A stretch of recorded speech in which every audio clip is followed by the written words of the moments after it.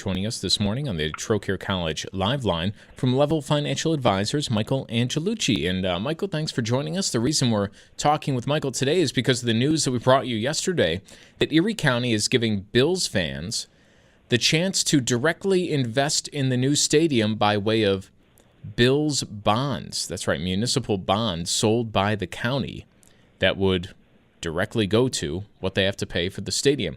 Hey, Michael, thanks for joining us this morning. When you heard about this, what were you thinking? You know, unique idea, different spin on something that happens all the time. What's going through your head?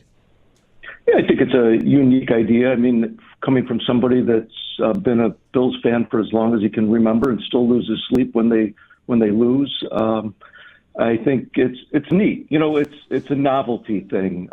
It's not anything that's going to make anybody a lot of money, although depending on how much you invest. But it's fun for people that want to take advantage of it. Well, municipal bonds, something that we're not used to buying, right? The general public. How different is it from buying other or making other investments? You know, municipal bonds are nice. They're especially nice for people in higher income tax brackets because they are exempt from state and federal taxation. So right now, these bonds might be issued around 4.25%. That's what AA bonds are being priced at today. We don't know what they'll be next month when they issue these things.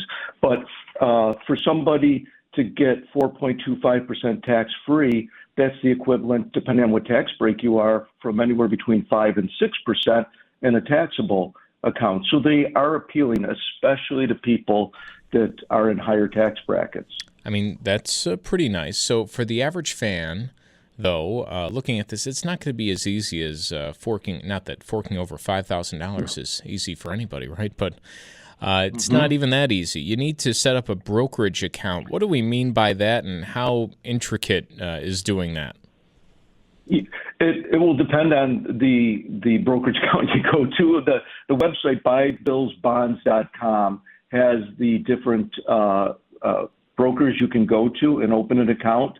So it's become much easier for investors in recent years. You can set it up online generally, and then it'll be a matter of contacting the bond desk at one of these brokerages and telling them you're interested in this issuance. But if people are interested, I'd go to the website and investigate the different brokers there. TD Securities, Raymond James, JP Morgan are some of them. So you could set up an account there and start moving in that direction, but I do it sooner rather than later. Michael, do you expect some local demand for this after hearing about it? I think some people will be interested. You have $5,000. How many people have an extra $5,000 to commit for 25 or 30 years? But it's not even a commitment for that long. You can always sell it on the secondary market after you own it in a brokerage account.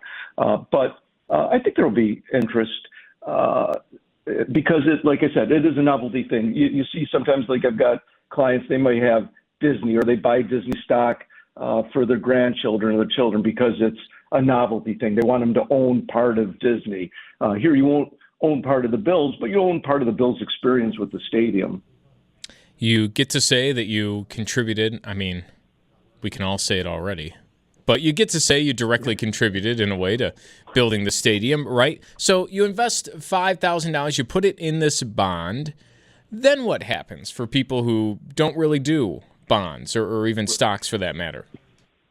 So let's say you put $5,000 in and it pays 4%. Twice a year, you're going to get your interest on the 4% would be $200. A year, you'll get $100 every 6 months until the bond matures. So let's say it matures in 30 years, and then in 30 years, you'll get your $5,000 back. But in the meantime, you get 4% guaranteed. I will add these bonds will most likely be callable, which means the county can, if interest rates go down, the county can refinance their debt and give you your money back at any time. Well, actually, there's a callable date on there, so you'll be able to get it for a certain period of time. But there will be what's called a callable element there, so you could have them purchased back by the county at some point. Okay, you just said the county could call them back. You also said earlier that you could buy the bond and then decide to sell it on the secondary market. But you'd be best off waiting out the 25 or 30 years, right? Or not necessarily? Yes. Well, it depends.